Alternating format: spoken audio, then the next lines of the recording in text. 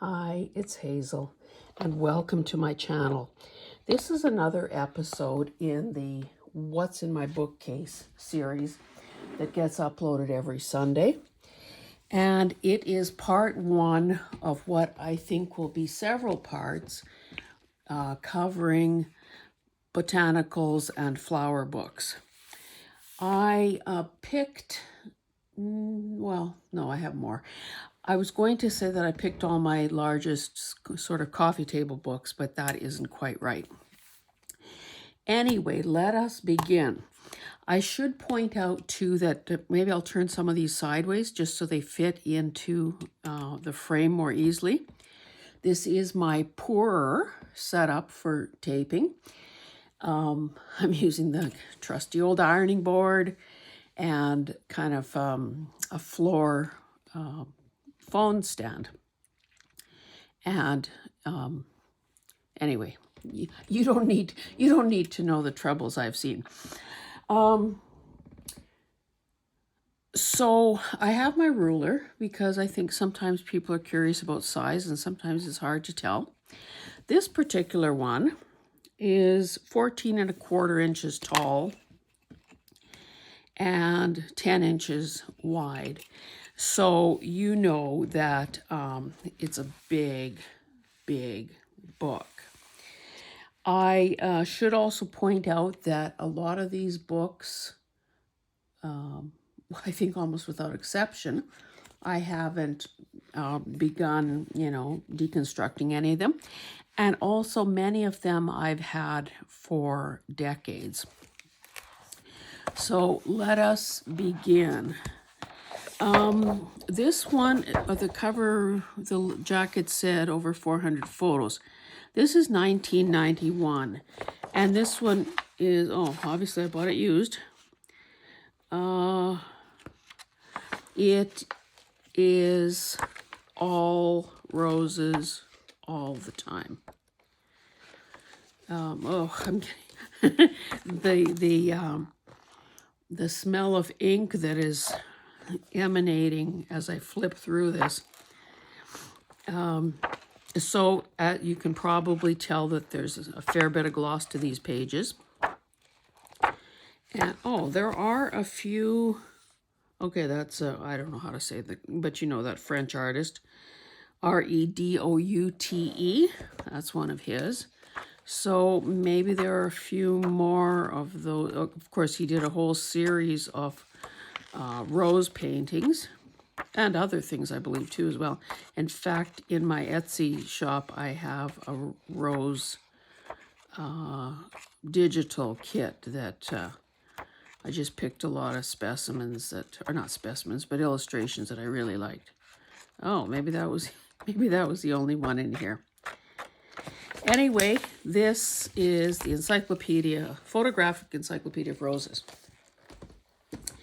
Now this one is also big and even thicker. This one is 13¼ by 10.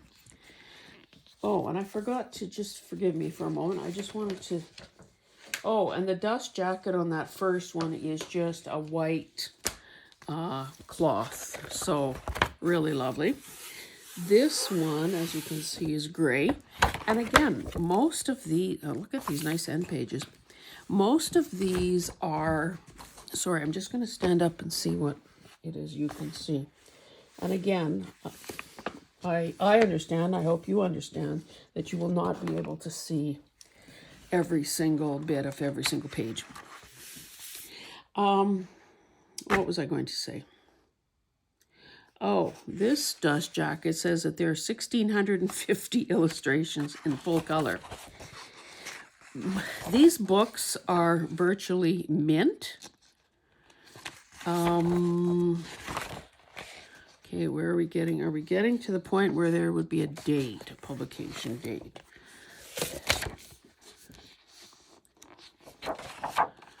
In this case, it's at the back of the book, and it says published in 1993. Okay, so again, there are going to be an awful lot of roses in here. This paper is less glossy. And, you know, maybe you can see that there are illustrations that are vintage and, you know, other than just straight florals, is probably a nice touch.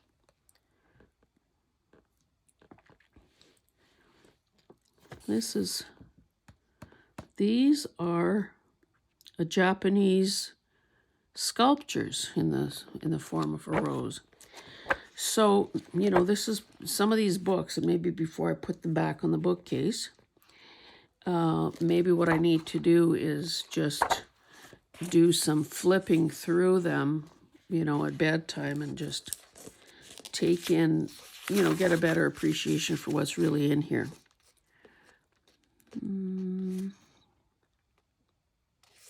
Oh, this book is probably, sorry, I think it's from Australia. Yeah, Victoria, Australia. So, yeah, so from that perspective, I like this book more than the previous one. And you know, sometimes if you're wearing your lucky green socks and you're in the right place at the right time, sometimes you can find these sort of magnificent coffee table books for a song. And, well, I hope that your luck is with you. Okay, this one, now this has illustrations. I've had this book forever. Frances Perry, Flowers of the World, illustrated by Leslie Greenwood. Published in collaboration with the Royal Horticultural Society. Another, 13 1/4 by 10, just over 10. Fabric. Okay, this one, okay, so this inscription is from 1978.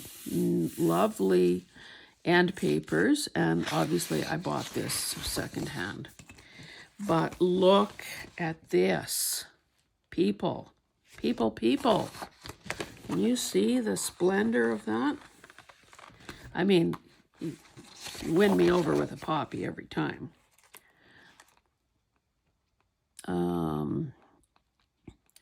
Yeah, copyright 1972, reprinted in 77. So let me maybe flip. It's easier to flip this way. A lot of index.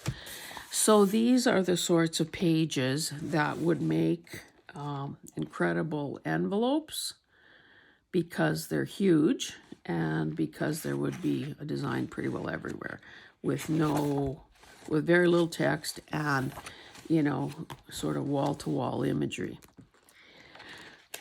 And then, of course, there are illustrations in smaller sizes that could be used as well. Nice matte paper.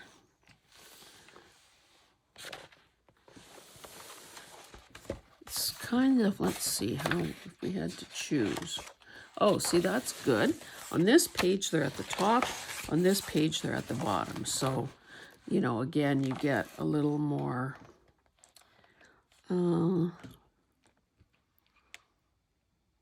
Is that a globe thistle? I want one, and so far I haven't seen one in the greenhouses. And let me tell you about my ongoing saga to try to grow some nasturtiums. Like, that should be a no-brainer. I've planted them I tried to plant them from seed for the last several years. Basically had a crop failure.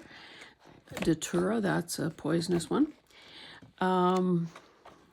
Anyway, this year I bought, you know, started plants. So we'll see. We'll just see. Look at the delphinium. Oh my goodness. And it's so big. You know, this could be, well, in fact, hey, that would be good on a tall, skinny journal. But again, so far I have been reluctant to cut into this.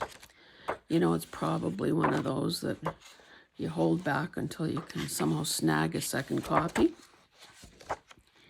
And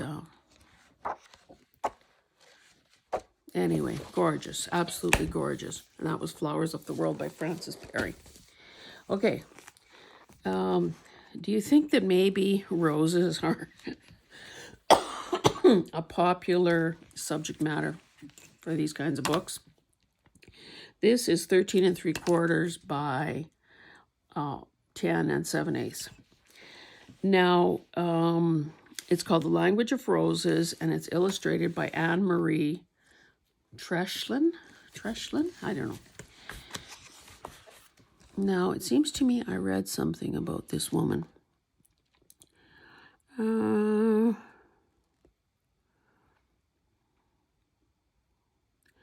Well, her moniker, okay, so she's Swiss. She studied in Bern, Switzerland, specialized in painting roses, which are her favorite flowers. Oh, now if I remember correct, okay, so there's this family tree here of roses. Yes, these are like single-sided plates that could easily be, framed.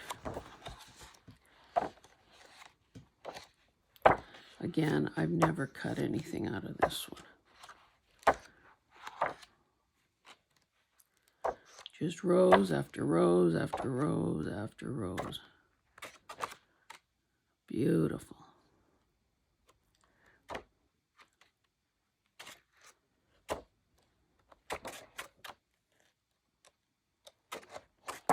Did I say what year it was?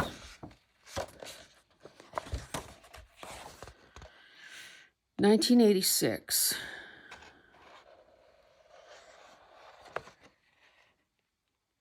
Looks like it was first done in Italy and then translated. Okay, so these next ones are a bit smaller. Okay, now this is Garden Eden. Masterpieces of Botanical Illustration.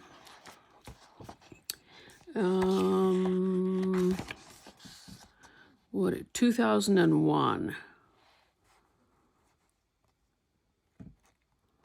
Looks like it was done in Vienna. Okay, so again, we'll start at the back. So these look like, does it give me some info on the side here? Well, it says 20th century, so maybe we'll see some, maybe we'll see some actual dates. Okay, so it looks like it's going to alternate or include both photography and vintage illustration. We're probably more interested in the illustration. Oh, it's just basically talking about the century. So we'll see. Maybe it's in reverse order with the oldest in front, because these are all 20th century. So we've got some sort of, monotone ones. More photography. Look at that thistle. Okay, so, these look obviously vintage. 19th century. 19th century, okay. We're familiar with seeing these sorts of imagery, of botanicals. Those would make, like something like this would make good journal cards. These full page ones again. Oh, I didn't tell you the size. 9 3/4 by about 7 1/4.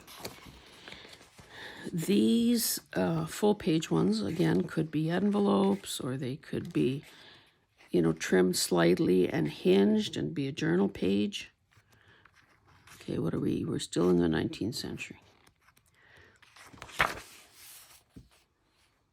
Still the 19th century. Still the 19th century. Still the 19th century. Rhododendron.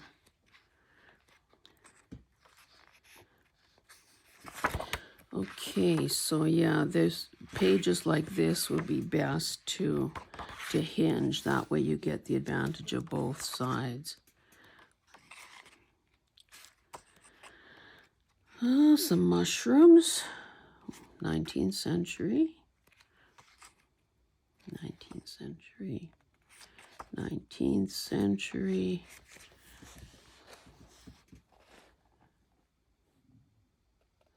This is some sort of, well, I don't know, not really an artist study, but maybe more from a scientific perspective. Okay, we're still in the 19th century.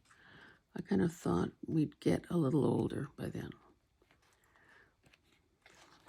Again, beautiful, beautiful, beautiful.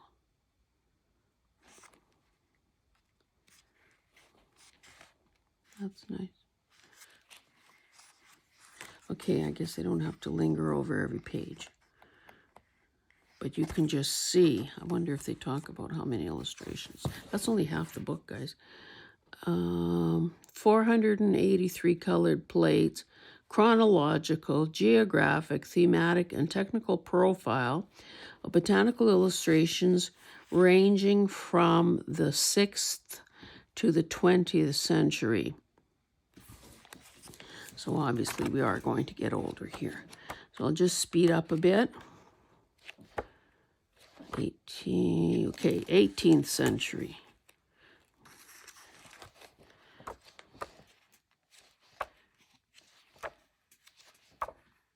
17th century.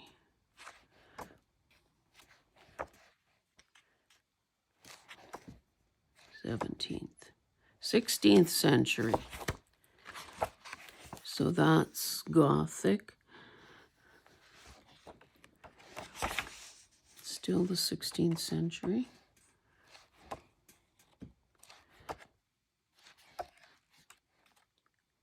Sixth century.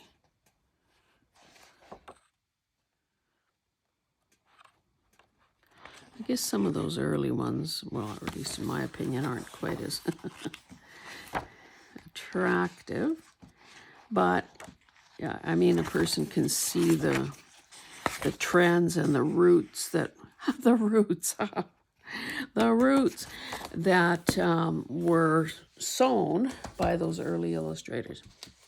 Okay, this one, oh, no, that doesn't have a dust jacket. Let's see what this one is like. Oh, lovely. The Frampton Flora by Richard Mabey. So, 300 Victorian flower paintings recently discovered in the attic. Oh, let me look for a year.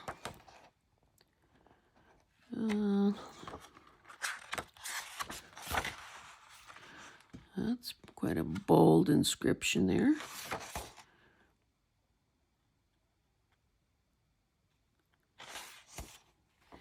Okay, original blah, blah, blah, blah, concerned with the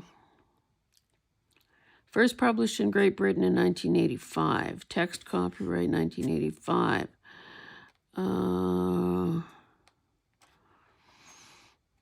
Okay, it looks like selected illustrations comprising the Frampton Flora copyright 1985. So this too is going to be old-timey. So this one is 1820.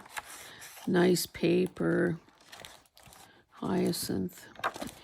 When you look at something like that, you can almost smell that overpowering, lovely, lovely scent.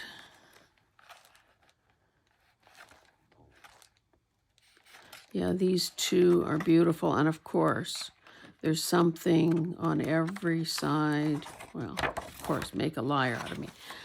On every page.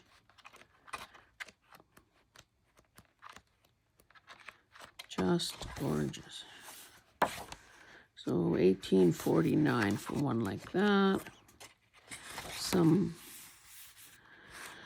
landscapes that appear to be chapter headings or chapter decoration. So that's another gorgeous book.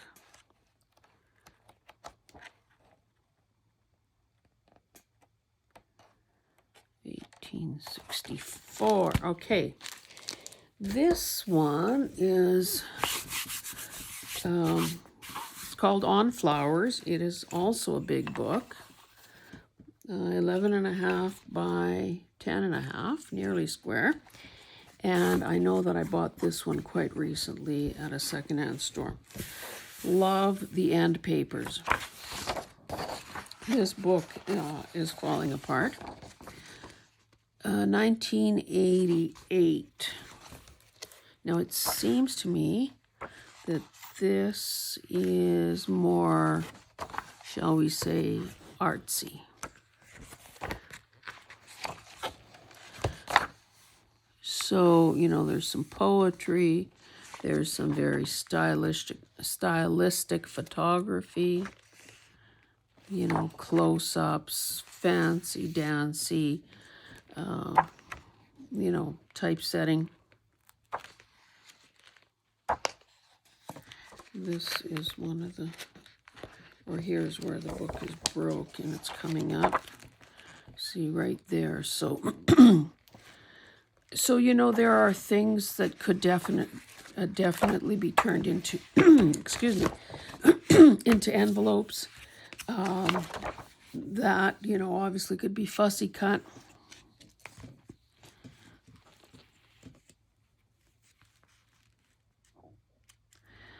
Why did Eve wait to tempt Adam until the apple tree bore fruit? Excuse me. Surely the blossoms, fragrant and white, were temptation enough.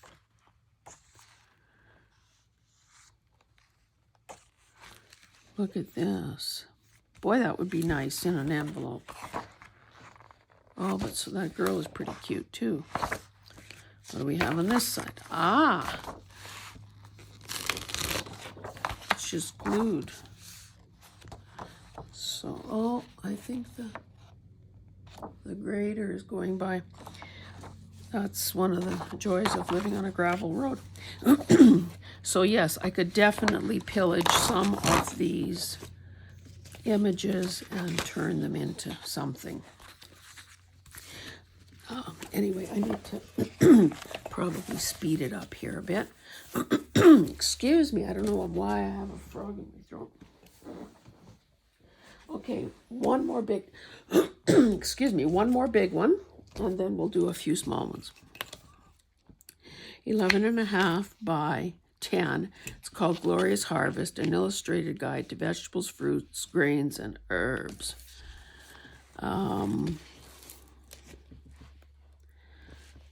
Oh, it says jacket printed in Italy. These all have, you know, very sort of plain Jane covers, but typically in mint condition because they've got the dust jackets. So these are illustrations that obviously can be fussy cut, different sizes, of course, some teeny weeny ones,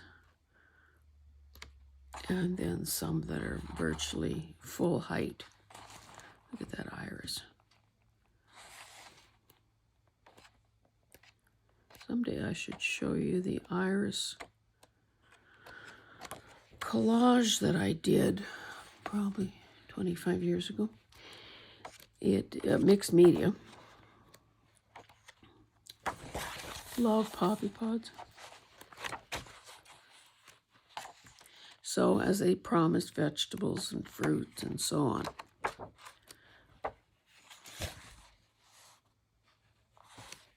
Just gorgeous.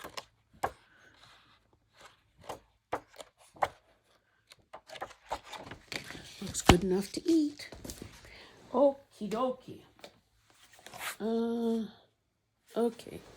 This one is different. Color by color plant directory. Now, so of course it's got these colored tabs. Oh, I didn't tell, did I tell you the date on this last book?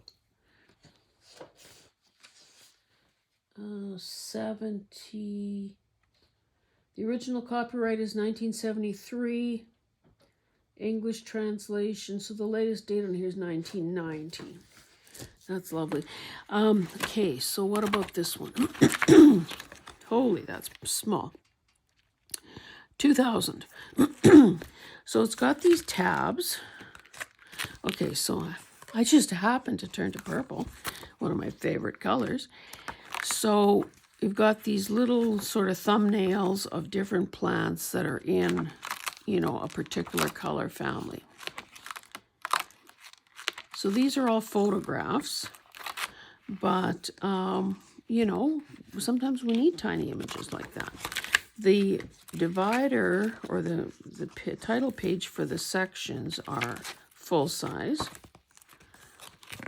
So that is cool.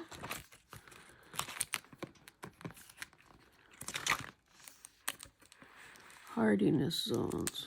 Okay, there I am. Zone 2.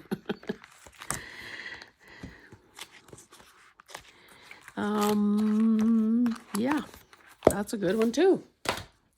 Now this one is obviously one of those little Georgia O'Keeffe 100 Flowers books. You know, she was an American artist that, I mean, her work is very, excuse me, very recognizable. Sorry about my throat, guys.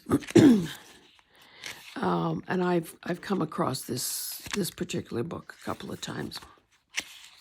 So these could easily be, you know, fussy cut and or even the whole page, in a sense, turned into a journal card. It is tiny. 4 3/4 by 4 inches, and that's Georgia O'Keeffe. You know, like look at that poppy.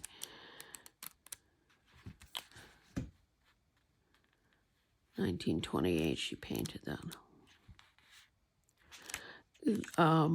Art, people who study art and, you know, critics and commentators and so on, quite often comment on the sensual nature of her paintings and the close-ups of some of those flowers and so on.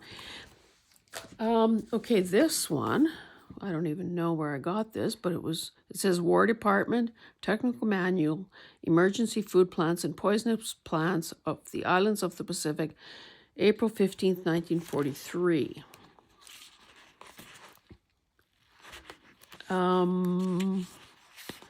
Typewritten index.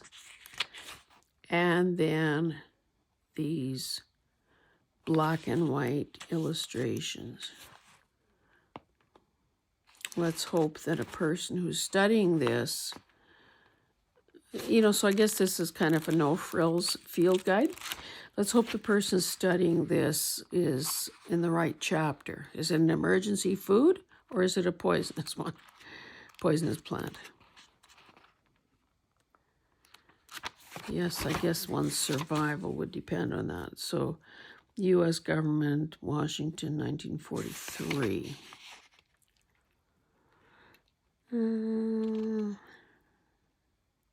Reproduced by the permission of the Department of the Army. Okay, what grows where? This is a fat little book in Canadian garden. What grows where in Canadian gardens? 5.5 by 4 1/4. So these are fairly glossy, but let's just randomly look at one. Let's pick one that I could actually pronounce. Oh, I guess they're all the Latin name. Okay, euonymus. So it gives, and that's good because if a person wanted to turn that into a pocket, you know, it would be, the right information would accompany the right photo. So what we have here is a little tiny paragraph of description. Does it talk about zones?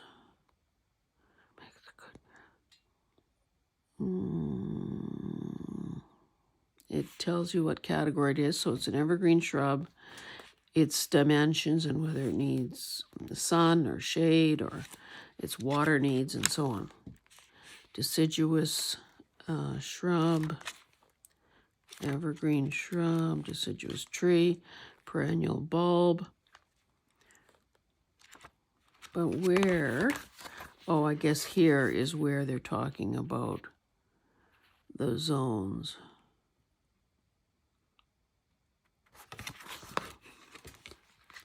So, but I don't see. There must be an explanation at the beginning because it's saying what grows where. So they'd have to be linking the plants with the zones. I just am not quite seeing how they do that. Anyway, really a cute little handful. Okay, 2 left. Now, if you would have watched a thrifting video, you might have seen this one already. Over 1,200 plants illustrated in color. I just got this the other day. It's another one of those field guides. I didn't have this one before. And of course, most of these, well, certainly a page like that would not be appropriate for fussy cutting for most of us because we need our hands and our eyes for the rest of our lives. And that might be a bit of a hardship. But certainly pages like this that are 7.5 by 4.5 could easily fit into a book as a signature page. And this does appear to be sewn in. Yes.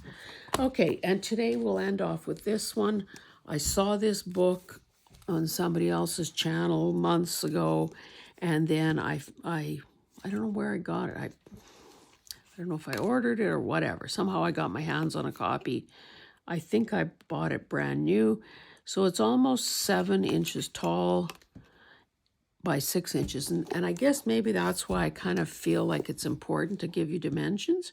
Maybe a bit of a pain in the butt for some of you, but sometimes it's hard to, okay, you got my hands as a scale here, but sometimes it's hard to tell what you're seeing size-wise. So I thought this book would be a lot bigger, to be honest. Scabiosa, pincushion plant. I bought 2 of those this year. They're perennials, and let's hope they make it. Lovely illustration there.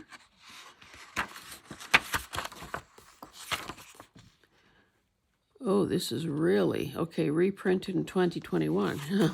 The ink is hardly dry on this one, but, lovely.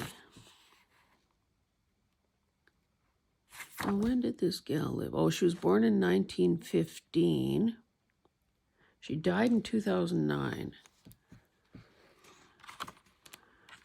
So a lot of these would be old. Okay, so here's where the month-by-month thing comes. We're talking September, August, July. So, of course, some of them are going to be, the summer months are going to be more intensive than, okay, what do we have for April? It's not quite as much. February, well, I guess it depends where she was doing this. Certainly if I had to do drawings for what's blooming in January, February, April, March, January, February, March, April, May. We might have something to start with in May. Anyway, is that not beautiful? So, yes, let's end on this note for this week. But there are, going to be several more parts to this. So please subscribe, hit the notification bell so you don't miss any uploads. There is on my YouTube channel, there is a playlist that's called What's in My Bookcase. So, that's the place to find past episodes. And I really hope that you choose to, well, subscribe, obviously, like, comment, and all that jazz. Yeah, we'll see you next time. Thanks. Bye.